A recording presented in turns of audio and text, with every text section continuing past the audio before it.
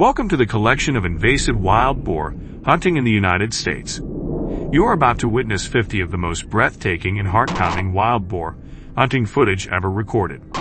Will the hunters succeed, or will these unstoppable giants prove too strong to take down? Leave a comment with the number 1 to get ready for the most intense wild boar hunt.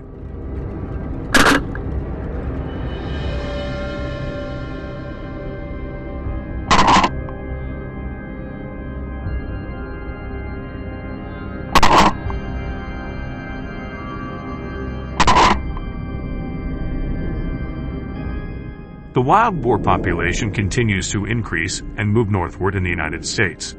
As one of the most destructive invasive species in the U.S., the dramatic rise in wild boar numbers is a major concern because they have no predators other than humans and can thrive in a wide range of climates.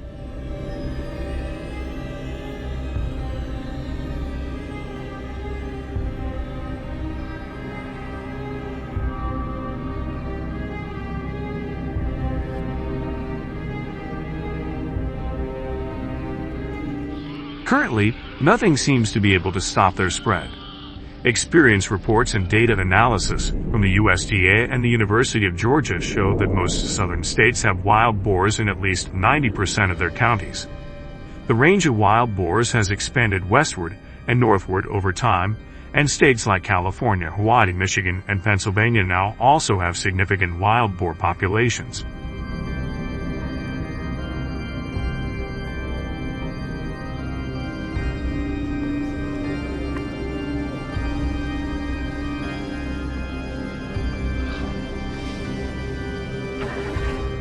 In response, in 2011, researchers at the Care Wildlife Management Center in Texas tested the effects of sodium nitrate on feral pigs and non-target species.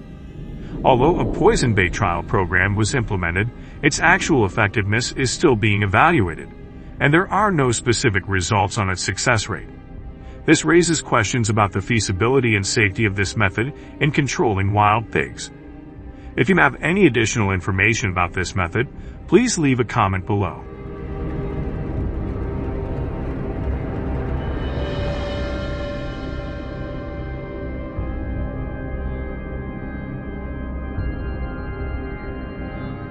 With an estimated 6 million wild boars spread across 35 states, many states require hunters to wear bright orange gear to ensure safety while hunting wild boars. This highly visible color helps improve identification among hunters and reduces the risk of accidental misidentification. Although there are no specific statistics on the difficulty of wild boar hunting, hunters often undergo training and medical examinations before participating in a hunt to ensure they are healthy and capable of handling the challenges of nature. Do you think these policies are reasonable for hunting? If so, leave a comment with the number 2 and hit the like button.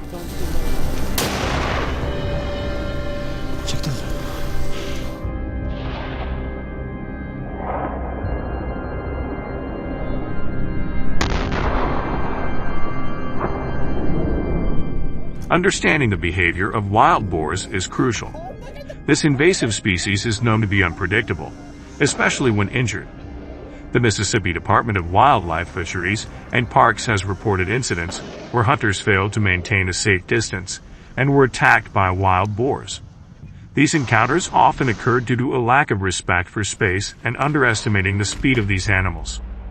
Although Texas has allowed people to carry handguns in public without a permit since 2021, many hunters still choose to obtain a license to carry a firearm, LTC, for additional benefits.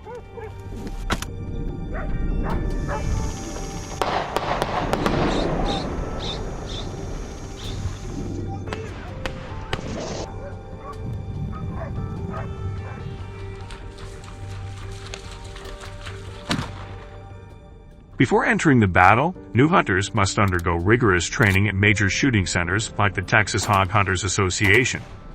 What do they learn here? How to use long-range guns to shoot accurately even in difficult terrain conditions, approach and ambush methods, how to read tracks, and select the ideal shooting position. The training course can last from 3 to 6 weeks, enough to turn a beginner shooter into a fully skilled hunter.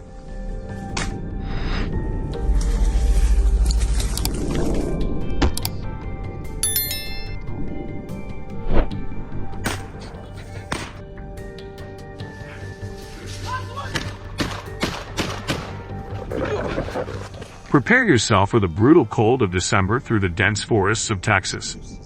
Will you give up or fight on as temperatures drop below 10 degrees Fahrenheit in some areas, with every breath hurting your lungs and a wrong step on the icy terrain potentially sending you crashing to the frozen ground?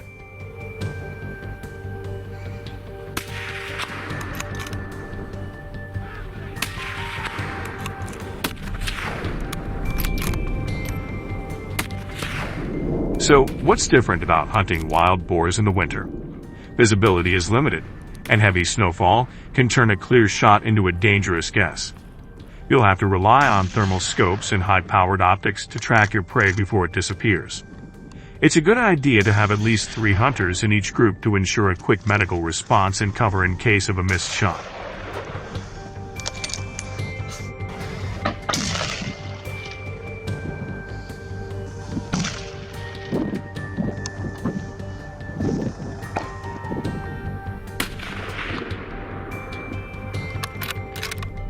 Is hunting wild boars the most effective and sustainable solution, or should we explore other methods to control this invasive species?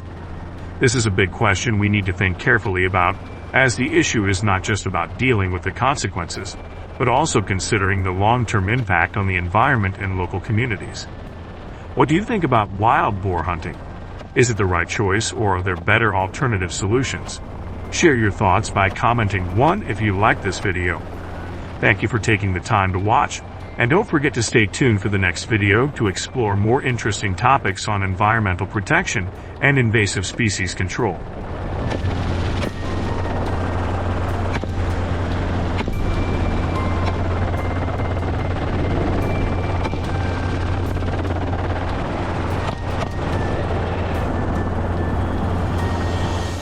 New Zealand is one of the largest floodplains in the world, home to around 10 million ducks. Their habitats are diverse, including lakes, rivers, swamps, and wetlands, providing ideal conditions for wild ducks to thrive. These bodies of water not only offer abundant food for the ducks, but also serve as safe refuges from natural threats. Are you ready to join us? If so, leave a 1 in the comments below.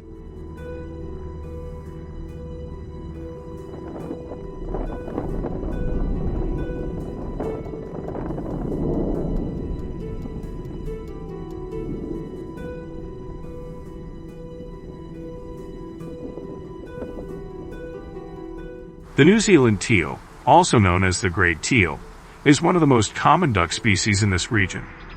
They have distinctive plumage, with the male featuring a glossy green head, while the female has a dull brown color for camouflage.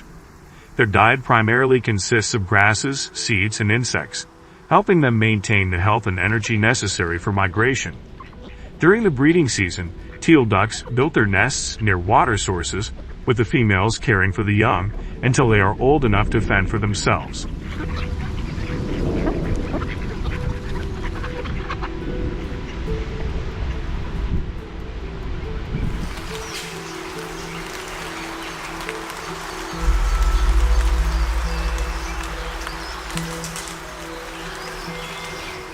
The population of New Zealand teal, especially in recent years, has rapidly increased to around 10 million individuals. While this growth indicates success in conservation efforts, it also brings new challenges. This increase not only impacts the ecosystem, but can also lead to conflicts with humans, such as crop damage in agriculture and the presence of teal ducks in urban areas. These issues highlight the need for effective management strategies to balance conservation with the protection of human interests.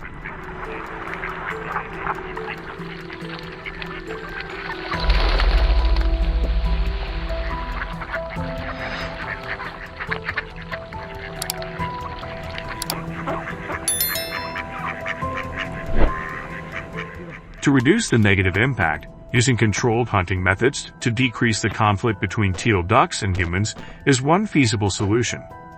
The duck hunting season lasts from May to July, exposing hunters to harsh winter temperatures that can drop as low as -30 degrees Celsius.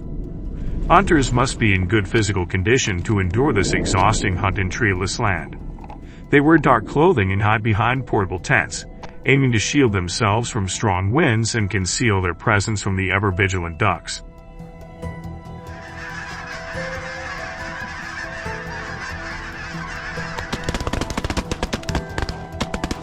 Get that one. Nice shot.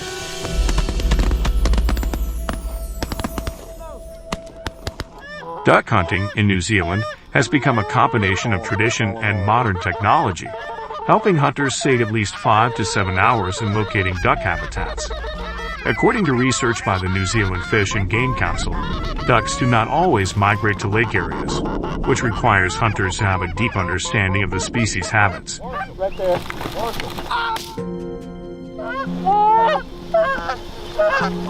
it.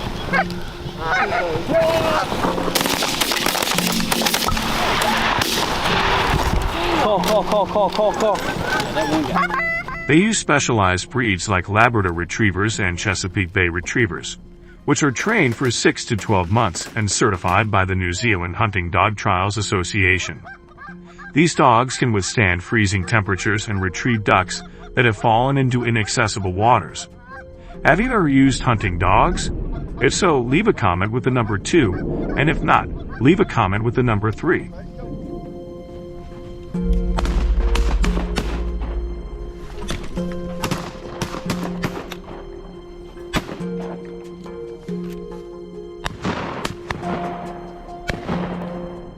In the vast open fields of New Zealand, ducks often fly just 10 to 20 meters above the ground.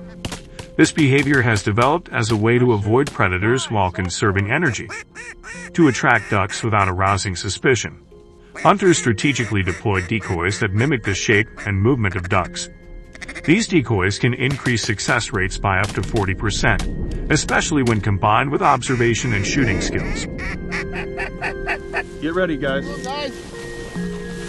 Out to the right, guys. Out to the right, guys.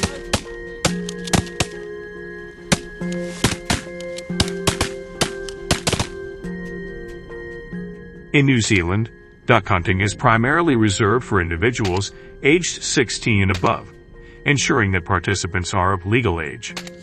Whistles are also an important tool in duck hunting, as they help mimic the sounds of ducks and attract them to the hunting area. The accuracy of these whistles is up to 90% similar to the natural calls of wild ducks. Hunters often practice in small groups of 3 to 4 people before heading out on their hunts. The most common weapon used in duck hunting is the 12-gauge shotgun, which provides the versatility and power needed to take down ducks at various distances.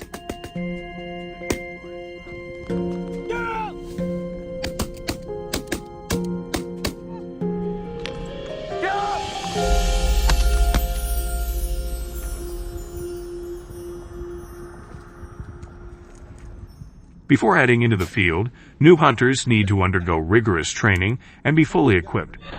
Specialized stores like Hunting Fishing New Zealand are where they can quickly access the best gear, from firearms to decoys and camouflage clothing.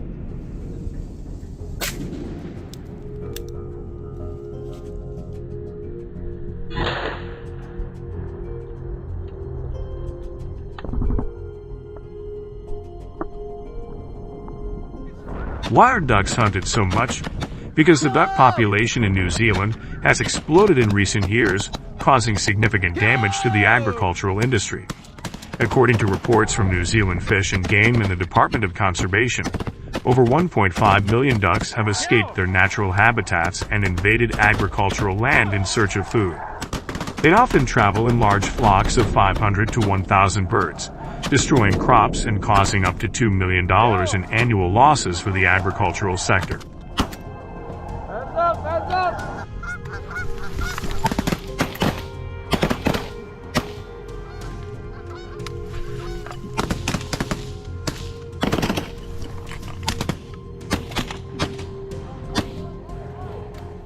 Severe damage occurs from April to September, when ducks forage for food, reducing soil quality and preventing plants from growing. After watching all the hunting procedures of New Zealand hunters, what do you think about this? Please leave a comment below the video and let me know your thoughts. If you like the video, don't forget to hit the like button to encourage us to produce more quality videos about invasive species in the United States. Thank you for watching this video.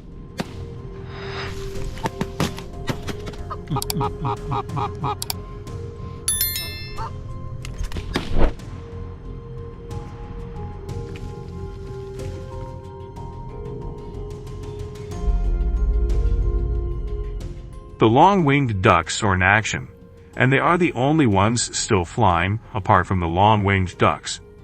These methods have been very effective in halting the spread of some invasive species. Do you have any better ideas for dealing with them? Please share your thoughts in the comments so we can explore this together. Thank you for sticking around and watching the entire video. If you liked this video, don't forget to like, share, and subscribe to the channel. Be sure to tell your friends about us so they can check it out too. Goodbye, and we'll see you in the next video.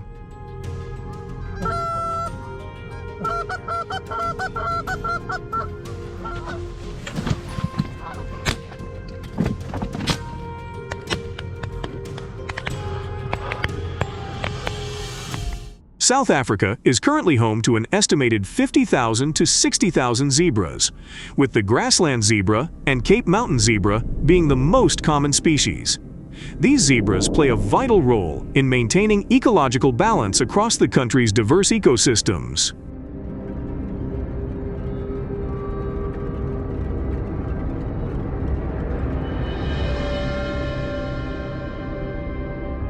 However, recent studies have shown that around 15 to 20% of zebras live in areas where they pose a threat to wildlife and water resources. This begs the question, what are the specific challenges facing zebras in South Africa? Find out, and don't forget to subscribe to our channel for the latest updates.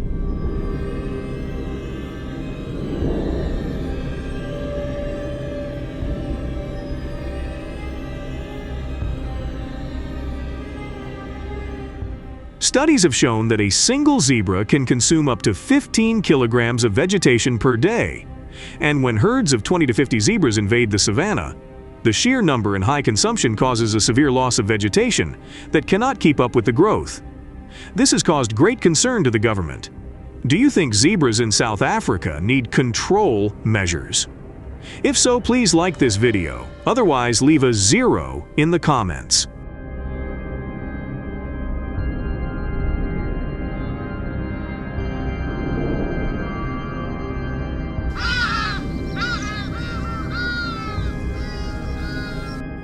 To address these challenges, the South African government has implemented a hunting policy to effectively manage the zebra population.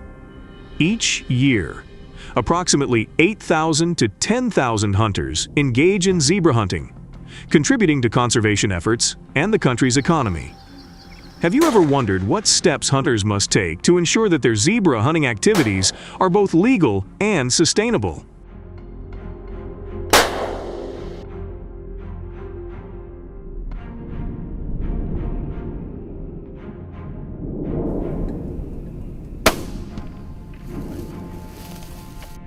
To legally hunt zebras in South Africa, hunters must obtain specific permits, including a hunting permit and, in some cases, a special big game permit. The South African government closely monitors the issuance of these permits to maintain ecological balance and protect endangered species. So what kind of equipment is essential to ensure a successful and humane zebra hunt?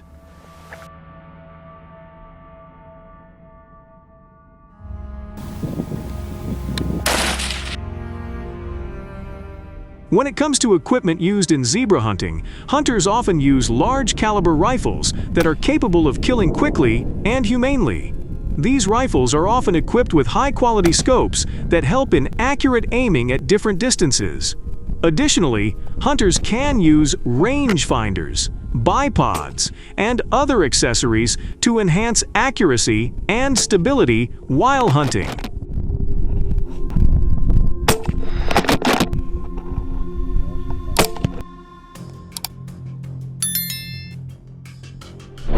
The zebra hunting season in South Africa usually coincides with the dry season in the winter months of May to August. During this time, vegetation is less dense, making it easier to spot and track prey. When a hunter spots a zebra, the first step is to carefully assess the situation. Patience and precision are key at this stage.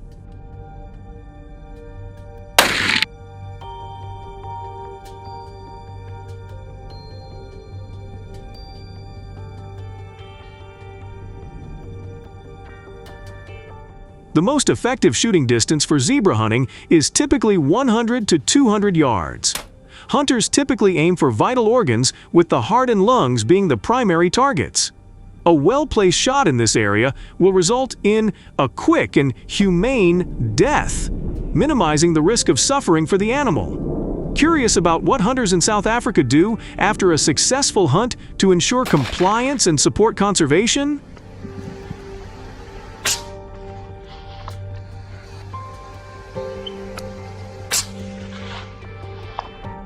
Following a successful hunt, hunters must follow accurate reporting procedures to ensure compliance with South African hunting regulations. This information helps authorities monitor wildlife populations and enforce sustainable hunting practices, contributing to overall conservation efforts in South Africa.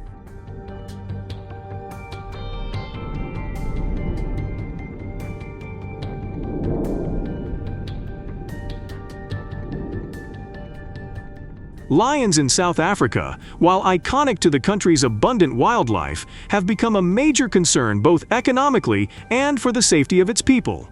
Although their numbers are relatively small, their impact is far-reaching, with losses estimated at $12–20 million annually.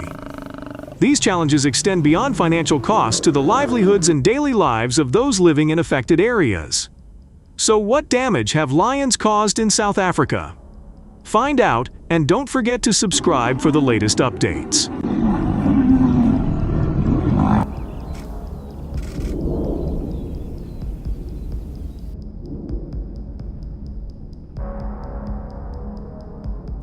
Since the start of 2024, there have been around 190 reports of lion attacks on cattle in South Africa. This alarming increase has caused great concern among farmers and residents.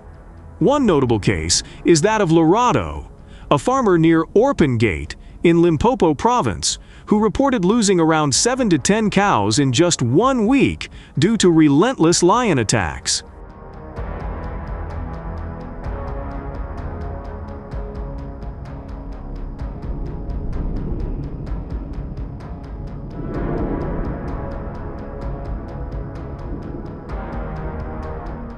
The presence of lions is not only a threat to livestock, but also poses a great danger to the safety of local residents.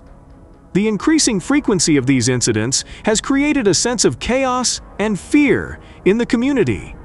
To understand the impact of lions, the South African government has implemented policies to manage the lion population, to protect both the economy and the safety of its people. Are you curious about their methods? Leave a question in the comments and join us in discovering the answer.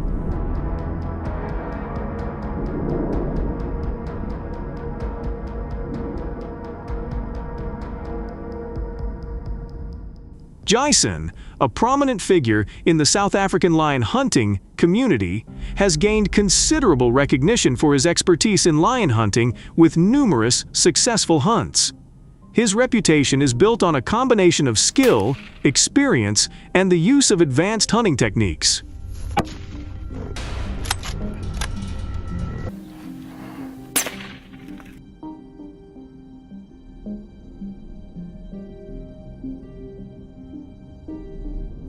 Jason's preferred guns are full-size rifles designed to deal with large animals. Some of his favorite models include Holland & Holland, Wesley Richards, and Chapuis Army's rifles. These powerful guns are paired with top-of-the-line scopes like the Kahl Helia 1524 or Swarovski Z6i 16-24, which provide a wide field of view and the ability to quickly engage targets, which is crucial when hunting lions.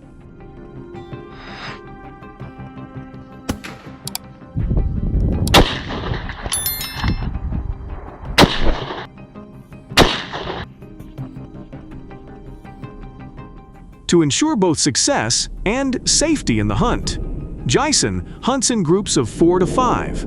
Hunting in groups not only increases the chances of success, but also provides additional safety measures, which is necessary when dealing with powerful prey like lions.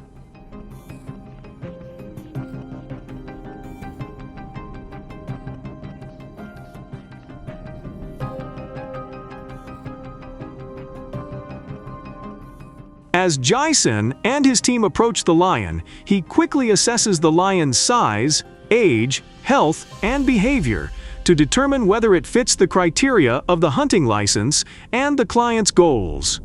He also considers the surrounding environment, including terrain, wind direction, and the presence of other lions that could complicate the hunt.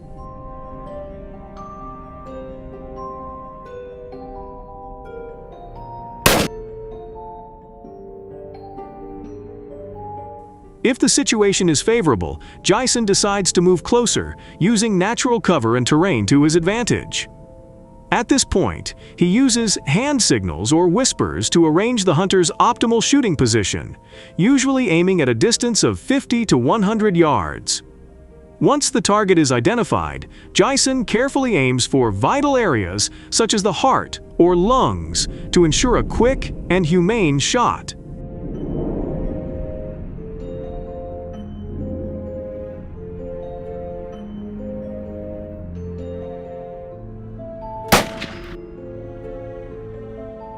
So what happens after a successful lion hunt in South Africa?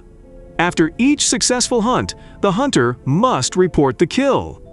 When hunting lions with guns in South Africa, this report typically includes details such as the date and location of the hunt, the species of lion killed, the hunting license number, and information about the hunter and professional hunting guide.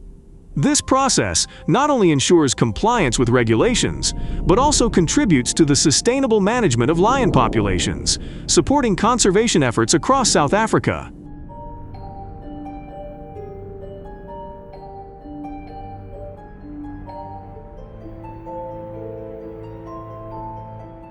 Kangaroos, a native Australian species with populations reaching into the tens of millions, have become a familiar sight in Australia. However, these fast-adapting animals have spread to other countries. Do you know why kangaroos are able to invade and thrive in other countries? Their spread is often due to human activities, such as importing them for zoos or as exotic pets, as well as their ability to thrive in a variety of environments, leading to economic and ecological impacts in these areas.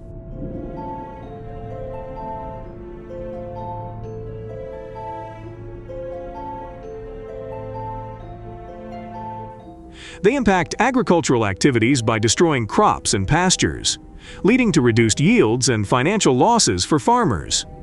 In addition, kangaroos compete with livestock for essential food and water resources, adding further stress to limited supplies.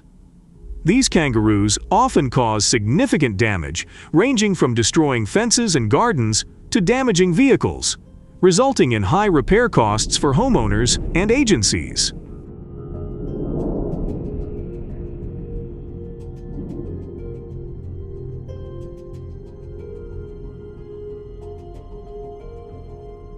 In particular, they create serious challenges for road traffic due to unsafety and disruption to local economies, increasing pressure on community resources.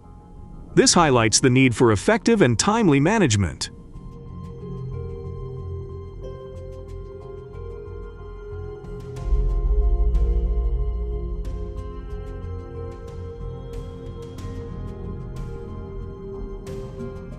The installation of fencing and other physical barriers is important for managing kangaroo populations. Installing high, sturdy fencing helps keep kangaroos off farmland, protecting crops and pastures, thereby minimizing financial damage and the burden on the local economy. Do you think this is the most effective and humane way to manage kangaroos?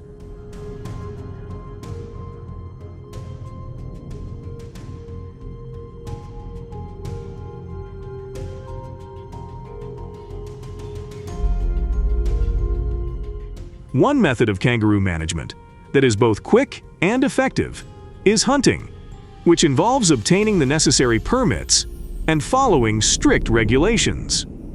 This method helps manage kangaroo numbers and protects agricultural resources. What do you think about using hunting as a method of kangaroo population control?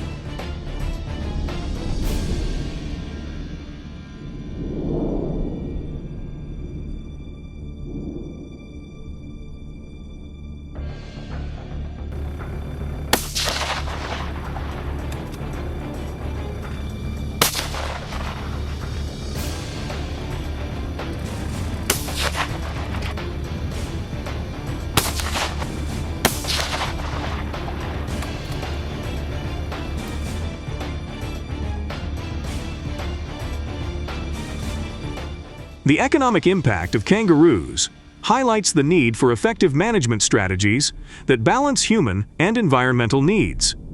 Please share your experiences and suggestions for dealing with kangaroos. Please join in the discussion in the comments so we can find the best solution together.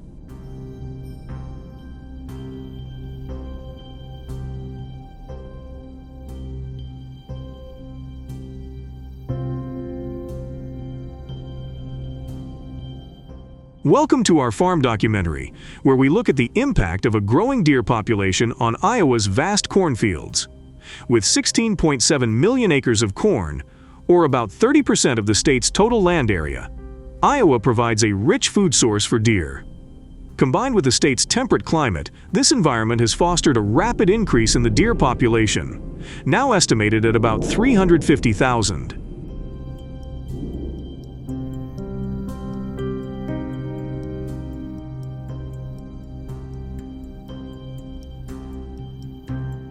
This dramatic increase presents both opportunities and challenges for local farmers.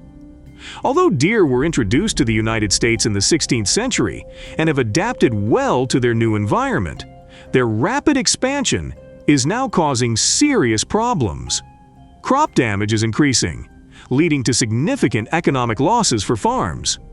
Let's take a closer look at these impacts and how farmers are coping with the situation in Iowa's ecosystem.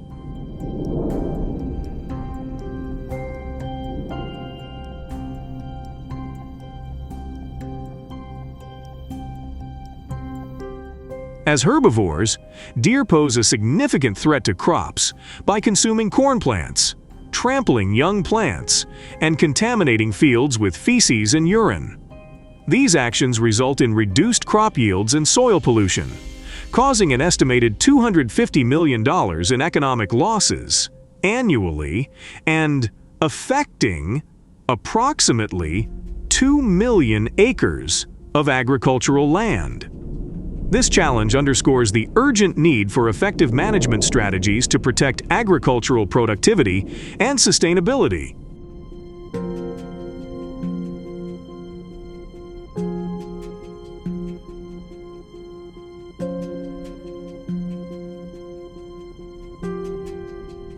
Iowa's winter hunting season is carefully chosen to effectively manage the state's deer population. Hunters must have a hunting license to participate in the hunt. A license costs $25 for residents and $50 for non-residents. Each license is valid for 1 year.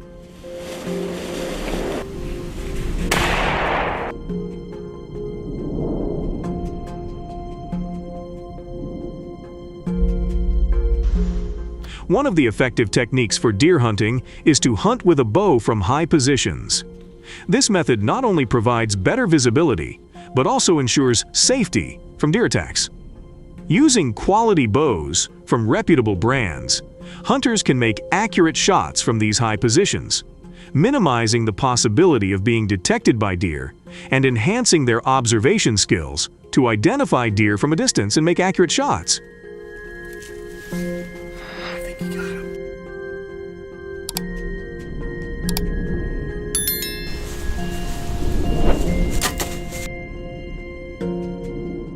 Additionally, mastering bow and arrow safety is essential to avoiding accidents and ensuring successful hunting. With these skills, hunters can effectively manage deer populations, protect crops, and minimize agricultural losses. A high stand provides better visibility, allowing arrows to hit their targets more accurately, thereby minimizing unnecessary suffering and promoting humane hunting practices.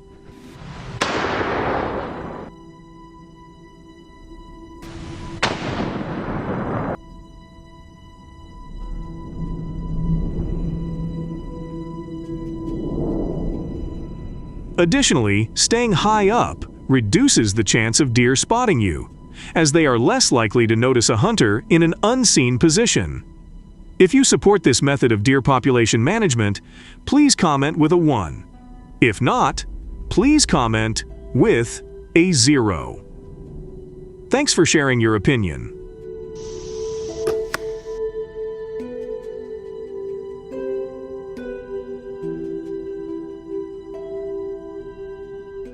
Deer cage traps are designed to attract and capture deer without harming them. These cages are often placed in areas where deer are commonly found, such as near cornfields or in forests. The cage traps work on a simple principle. Deer are attracted to the smell of food or attractants inside the cage, and when they enter the cage, the door automatically closes, trapping them inside.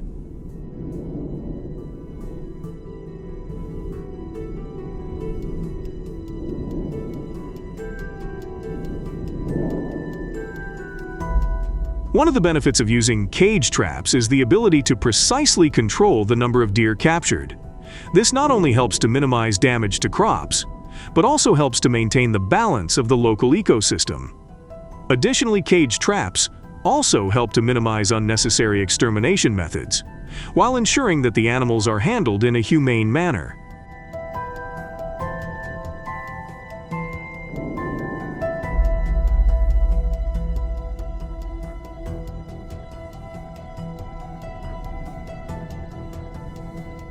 I hope you enjoyed this in-depth look at Iowa's deer population and their impact on agriculture.